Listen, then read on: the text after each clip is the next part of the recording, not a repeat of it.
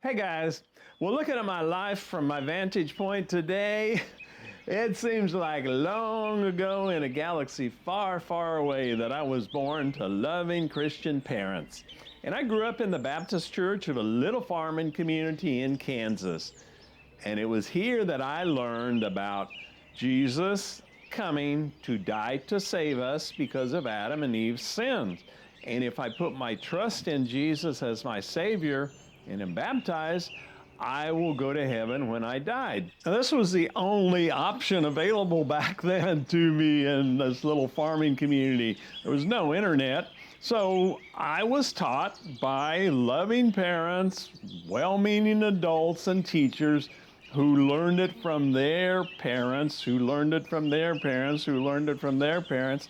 So the belief that I was receiving was passed down to me. And I accepted it. I got saved and baptized. But after high school, I went to California, ended up being a hippie and grew my hair out and did a bunch of drugs and stuff. But sometimes in the back of my mind, a little voice will pop up that said, you know, God is really mad at you for the way you're living, and if you die tonight, you're going to go to hell. Now, the architects of Christianity back in the 4th century, they understood this very well. The Jesuits even had a saying that went, if you give me a child until he's 7, I will give you the man. Because they knew how to program a child's mind. And if you think about it, our minds when we're born is like a computer, just the hardware, no software. And especially up through the first 7 years, we are programmed by our culture, by our religion, and by our nation. And this becomes our sense of self, our sense of identity. This is who I am, and it gives us our reality or our perception of reality that we share with everybody else in our culture or religion or nation. And this is the program that's going to automatically run our life unconsciously, subconsciously, until we see how it works. Well, eventually this little voice and the fear of going to hell and God sending me there, it got to me, so I went back to church, got saved again, born again, and even got baptized again for good measure. So I'm like, whew, wow, I don't have to worry about going to hell now.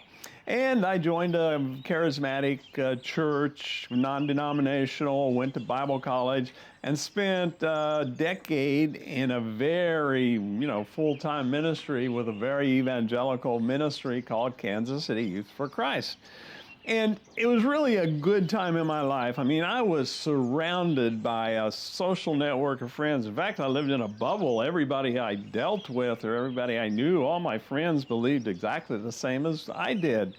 And so that was a good period of my life. There's one thing you need to realize about joining any religion, and in essence, all fundamentalist religions are all the same. I mean, whether it's Catholic or Baptist or Mormon or Jehovah's Witness or Muslim or whatever, if you join, basically you are saying, I will accept the doctrines that you present to me as truth, and I will participate in the sacraments and the rituals and the holy days and all the celebrations. And what happens is this becomes our truth, reality, and our identity. And this identity then, it separates humanity into us, the true believers, versus them, the unbelievers, the infidels, or the heretics. So I got to the point in my life where Christianity wasn't working for me the way it had in my 20s and 30s. And so I started daring to question, and you're always taught in these religions, every one of them, do not question.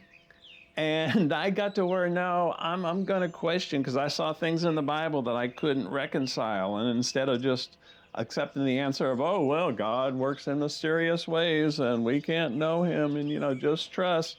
It's like, no, it didn't make sense to me. So I ended up leaving Christianity. I left Jesus too because I thought Jesus was Christianity, and in order to be follow Jesus, you had to go through a middleman, through the church. Now, I never doubted the existence of a creator. So when I left Christianity, I kind of synchronistically met people who were Buddhists and Hindus and Taoists and shamans. These are people who I had never been in contact with before because I had a fear, and I always had been taught that they worship demons. But Jesus said that you know a tree by its fruit, and the fruit of these people were love and compassion. And I realized that these religions had a very high regard for the person of Jesus also. And I, especially in reading the writings of Paramahansa Yogananda, who wrote the classic autobiography of a yogi, I realized that this Indian guru had an enormous love and respect for Jesus, and his writings just were much deeper than anything I'd ever seen about Jesus. And I saw that there's a very different way of looking at the person of Jesus and the Christianity that we've been given, and that he looks a lot different when he's not buried beneath all kind of Christian doctrine and dogma. And here's something that I never heard taught in church, and this is something that Jesus said 3 times in the Gospels.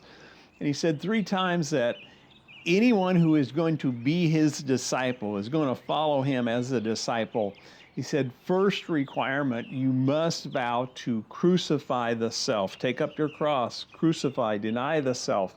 So what self is he talking about?